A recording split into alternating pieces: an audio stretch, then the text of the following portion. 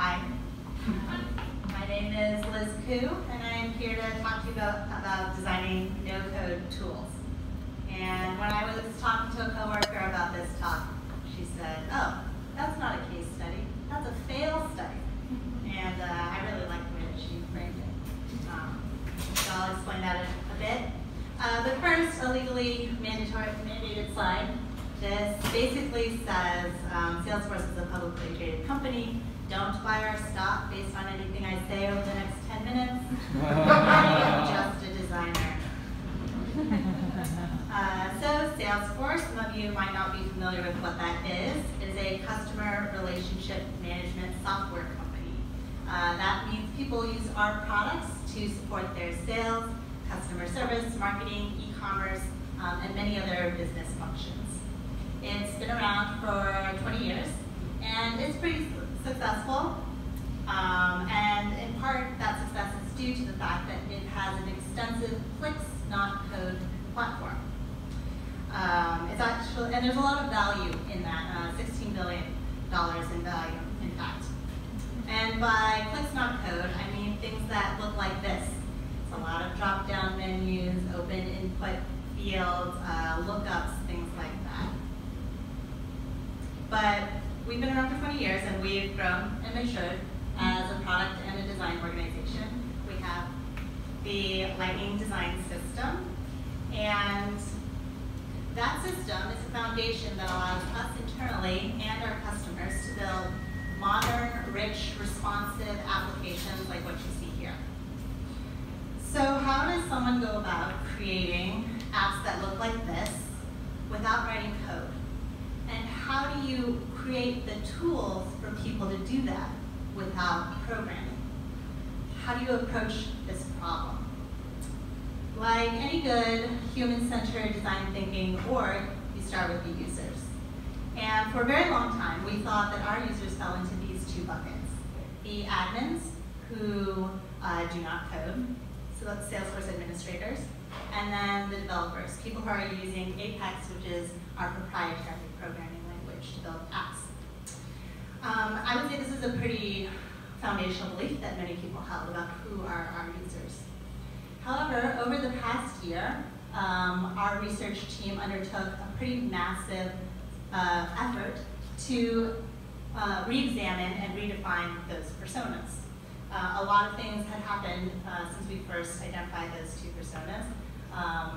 We've grown a lot as a company, we've acquired many different other companies, we've changed our product strategy a bit, so it's time for a refresh. They surveyed hundreds of thousands of users, and what they found is that of the people who use code on our platform, roughly 90% said they also use click-based tools. It's not just about code versus no code anymore. So the research showed that this dichotomy is not accurate. Actually, there is a segment of our users where that looks more like this. And they defined these people as builders.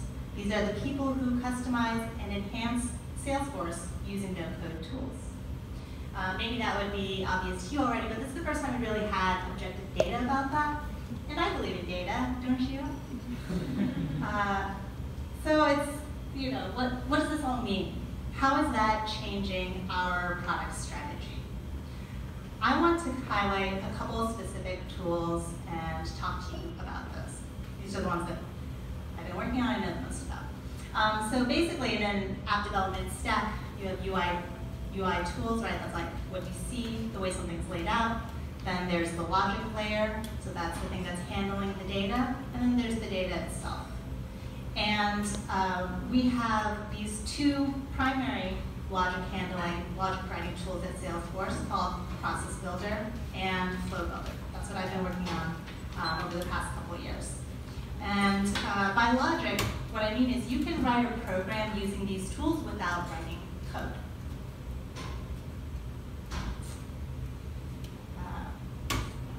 So remember that our user base looks like this, right?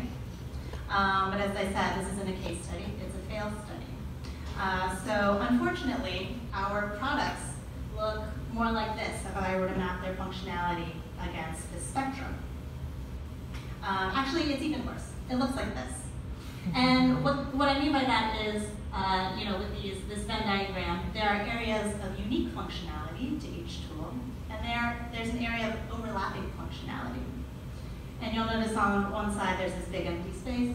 That's because there's some stuff that you can't even do in either of these tools. You still need code. And that poses several problems. For one, as a novice user, it's really hard to figure out which is the tool that is the tool that will be most valuable for you to learn. And you have to learn two tools. That sucks. Two, you have to sort of pre-scope and predefine your use case. There's no way to migrate from Process Builder to Flow Builder. Whatever you built in one stays there. You can't move it over. As a result, we would have customers who would be advised by Salesforce consultants to not use our click-based tools. They would be advised, you're doing something simple, but use code, because ultimately it gives you the most flexibility in the end. So that's eating to our 16 billion revenue, sort of. What we need is something that looks more like this, these circles emanating outwards. We need our products to mimic this structure. We need to give our users a path to progress along. And that brings me to the idea of progressive enhancement. Progressive enhancement has been around since 2003, but I really like the way it's defined here by Sam Dwyer in a Smashing Magazine article in 2009. He said, progressive enhancement is the principle of starting with a rock-solid foundation and then adding enhancements to it if you know certain visiting user agents can handle the improved experience. So when he's saying user agents, he's talking about the client browser. Progressive enhancement was developed as a strategy for delivering websites. There are different tactics that you use on a website to implement that strategy. I'm suggesting that we can extend that strategy to designing for no-code tools using a different set of tactics. Those being providing stepping stones, transparent automation, and extension via an ecosystem. And I'll explain what each of those means.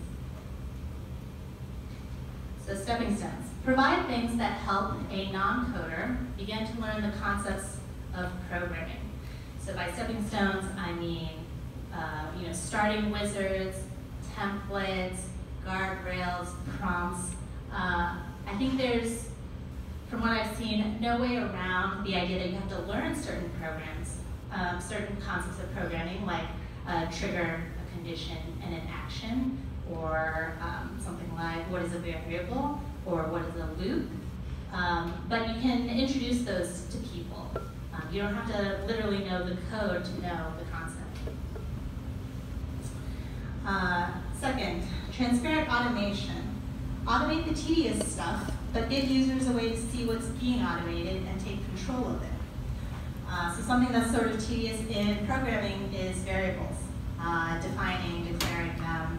And something that we're doing in Flow Builder, one of our tools, is we're now starting to automate certain variable creation. We will do the naming, the declaring of it, and like the definition of it, and the population initially of what's in there.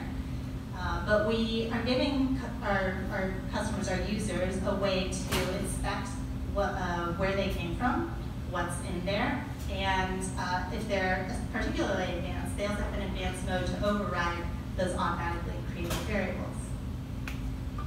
Third, extension via an ecosystem. So the first thing I said is, give people templates, right? But as a platform, you are supposed to be open. You are supposed to allow anybody to build anything.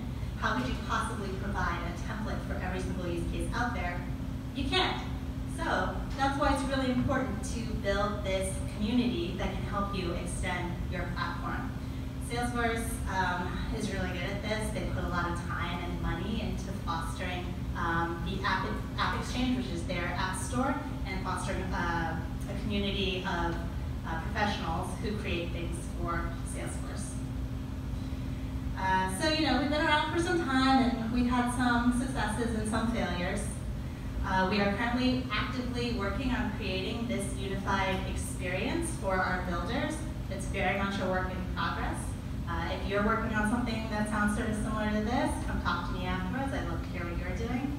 And if there's one thing that you take away from this session today, please keep in mind progressive enhancement when designing for no-code experiences, and you can learn from our failures so that you don't have to repeat them.